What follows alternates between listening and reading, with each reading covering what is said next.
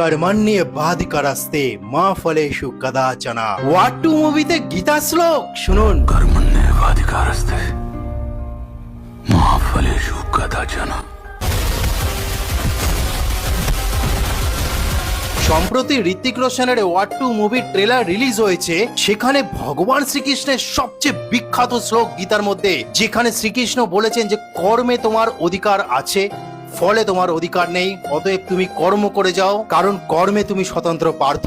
সেই শ্রীকৃষ্ণের গীতার শ্লোক এখন বলিউড মুভির মধ্যে, তাও আবার ওয়ার্ড 2 মতো এত বড় ফিল্মে। আপনারা জানেন যে ধুম, ধুম 2, ধুম 3, পাঠান থেকে শুরু করে আগে ওয়ার বেরিয়েছিল, এখন ওয়ার্ড 2 বেরোচ্ছে। সর্বক্ষেত্রে এই যে ইয়াশ রাজ ফিল্ম এই প্রোডাকশনই পরিচালনা করে, কিন্তু আজ পর্যন্ত বলিউড মুভিতে গীতার শ্লোক জায়গা পায়নি। কিন্তু এইবার অবশেষে বলিউড নিজের চরিত্র রূপ পরিবর্তন করছে ধীরে ধীরে। আপনারা জানেন যে বলিউডকে কত না গালাগালি খেতে হয়েছে, যেমন আমিও অনেক বাজে কথা বলেছিলাম বলিউডকে নিয়ে। এবং দক্ষিণ ভারতের সংস্কৃতির যে কালচার, সেটা সবসময় দক্ষিণ ভারতের ফিল্মে আমরা দেখতে পেতাম। কিন্তু বলিউড একটা সেকুলার পজিশনে ছিল এই পর্যন্ত, যেখানে আমাদের সনাতন ধর্মকে নিয়ে অনেকবার খিল্লি করার চেষ্টা করা হয়েছে। কিন্তু অবশেষে তারা হয়তো নিজেদের ভুলটি বুঝতে পারছে, ভগবান শ্রীকৃষ্ণের মাহাত্ম্য তারা হয়তো বুঝতে পারছে।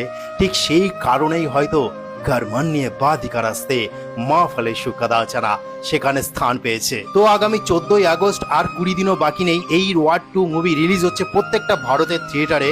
আমি অবশ্যই যাব দেখতে যে কেন সেখানে ভগবান শ্রীকৃষ্ণের এই গীতার শ্লোক ব্যবহার করা হয়েছে, সেটা জানার জন্য। আমার ব্যক্তিগত ধারণা দিয়ে বলছি, গীতায় যে নিষ্কাম কর্মের কথা বলা হয়েছে, সেখানেও হয়তো কিভাবে নিজেদের অস্তিত্ব টিকিয়ে রাখতে হবে, স্বধর্ম প্রতিষ্ঠা করতে হবে, তারই হয়তো একটা পুঙ্খানু স্টোরি আমরা দেখতে পারবো, যেটা ভগবান শ্রীকৃষ্ণ গীতার মধ্যে বারবার করে বলেছেন। তো এটা আজকে বলার ছিল, গর্ব করুন যে বলিউড একসময় সনাতন ধর্মের বিভিন্ন দেব দেবতাকে নিয়ে অপমান করত, খিল্লি করত, সেই বলিউড নিজেকে পরিবর্তন করছে, দেশ পাল্টাচ্ছে, সনাতন ধর্মের একটা পূর্ণ জাগরণ ঘটতে চলেছে। হরে কৃষ্ণ, জয় সনাতন ধর্মের জয়।